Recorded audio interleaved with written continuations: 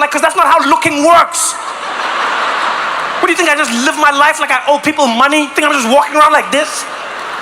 I've heard so many rumors about it. Every time I come here, people are like, you should have come. You should have come a few weeks ago. People in the Netherlands talk about their weather like a child who doesn't know where their dad is. No, he was here. He was here. But you didn't see him. He was here.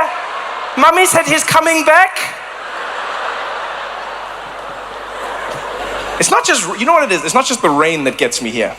It's like a depressing season that sets over the entire place. You know, the entire thing. It's just like I'm used to rain, okay? I grew up in South Africa, in Johannesburg, right? We have a lot of rain, right? Yeah, I live in New York City now. We get a lot of rain. But you know what happens is the clouds come in, it rains, and then it leaves. Even if it rains for long, if you look into the distance, you can see parts of the sky in other cities that have no clouds. Here, it descends upon the entire Netherlands. Like an ancient wizard has cast a spell. You look as far as you can. Like 2 days ago, when it hit, like properly, it hit. I looked out of my window and I was like, this is not possible. There are no clouds. It is just cloud. It's gray. There's no shape. There's nothing. You can't see anything. It's just gray, as far as your eye can see, from one corner to the next. And then the worst thing is, it's not rain, but it's rain.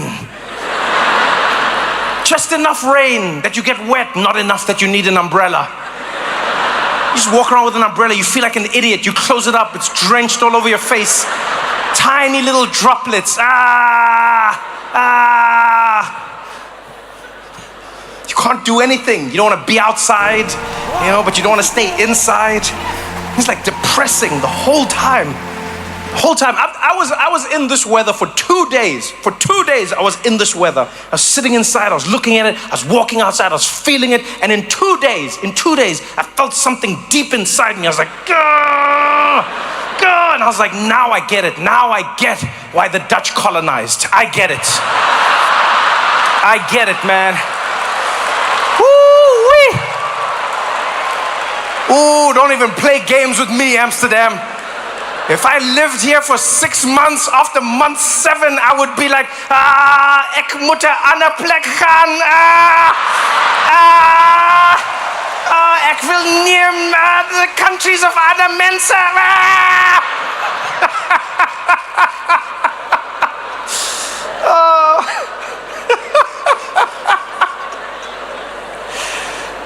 That's probably what happened, right?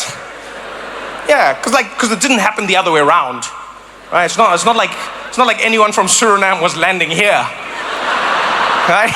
There's no African boats arriving here. Africans weren't building boats, they were having a good time. Eating mangoes, enjoying the sunshine. The Dutch were like, we can't stay in this weather for any longer. I'm sick of this. And they set sail. The Dutch. It really is interesting. You know, when we think about colonization really intrigues me as a concept. You know, not just like how it happened, but how we treat it today. You know, I can feel some of the white people tensing up. Relax, it's a comedy show. Relax.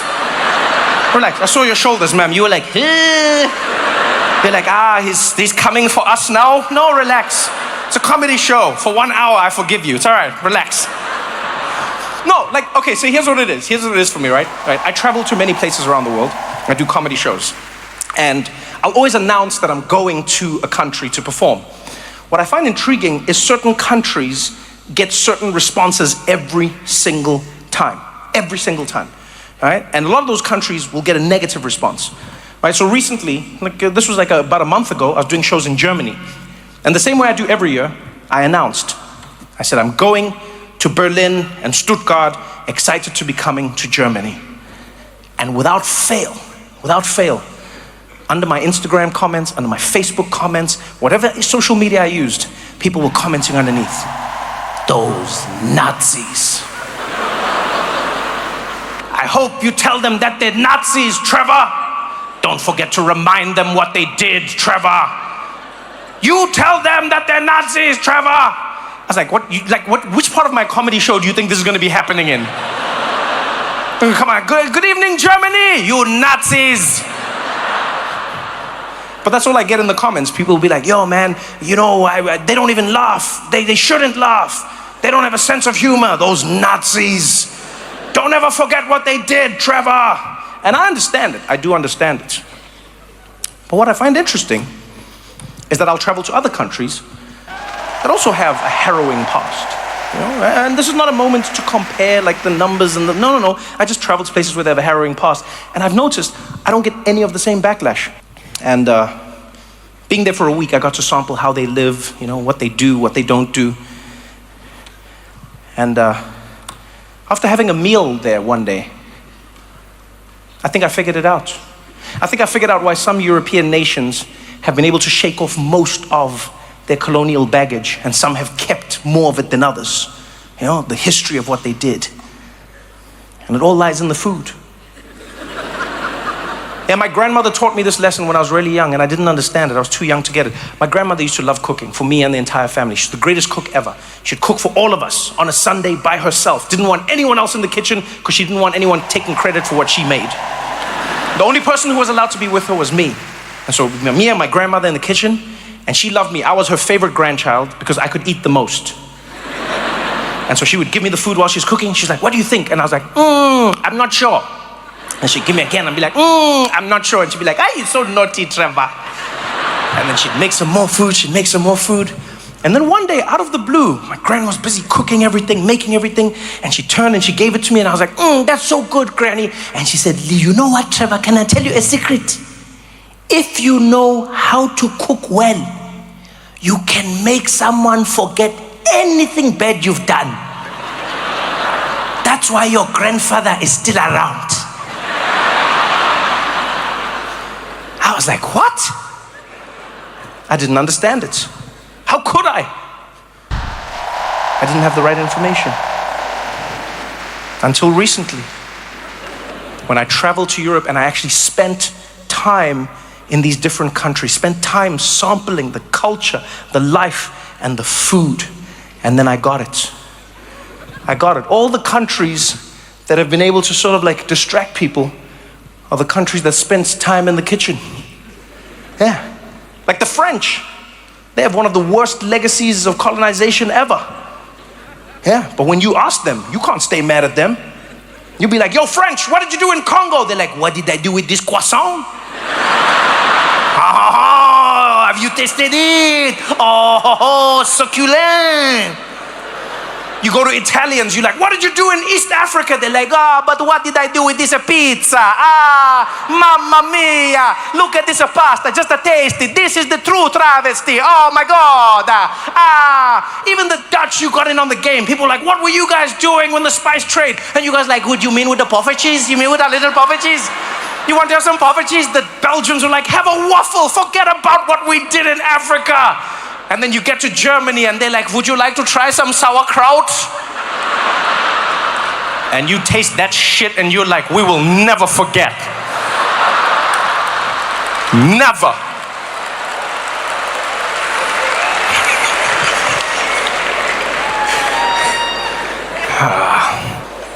People get offended sometimes when I say these things, but it's something you actually shouldn't be offended by.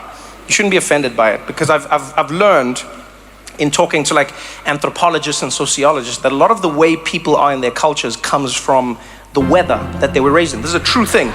No, it's a true thing. So for instance, I've always been fascinated, like whenever I travel to Scandinavia, you know, like Sweden and Norway and all those places, I was always intrigued by the way they speak, right? Like they have a very like curt language. You know, like when you talk about, you say Spanish, you wanted to learn because it like sounds good, and like Swedish for me has always sounded the opposite. You know, it's just got that like tak, tak, hida, tak, jada, kukkur, kuttu, tori, kuttu, mirus, kuttu, bur, kurin, kurin, kurin, burtum, tur, kuriship, muttido. It's like that thing. You know what I mean? And I was always like, why?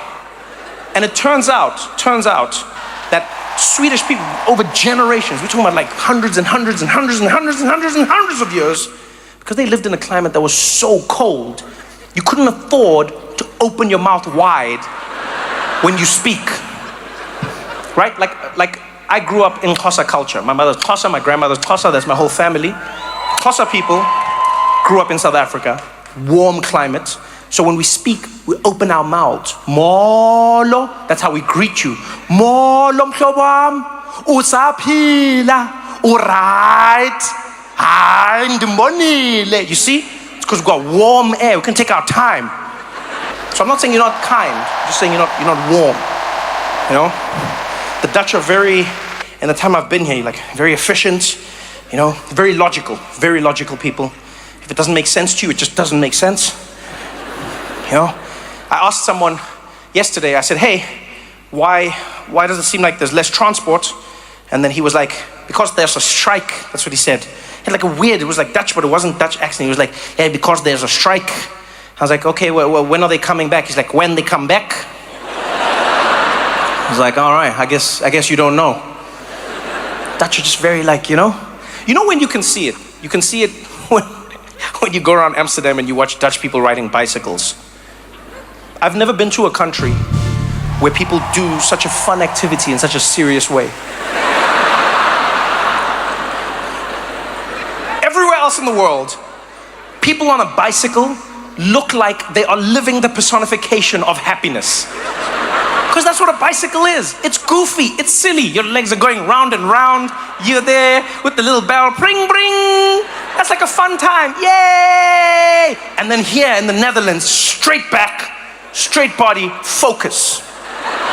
Focus, focus, focus, focus. We're going somewhere, focus, focus, focus. And God forbid you step in front of that bike, God forbid. Let me tell you something, I have never in my life been to a country where I would rather step in front of a car than a bicycle. I have never in my life, every day that I've been out here, I've forgotten, I'll step into the bicycle lane, you see them flying at you, and for safety I'll jump to the cars, because I know I've got a better chance of surviving. Your bike riders here do not give a shit. They do not give a shit. They come at you. It's almost like they go faster when they see you. You step into that lane, people lose their shit. Come at you full speed. Full speed.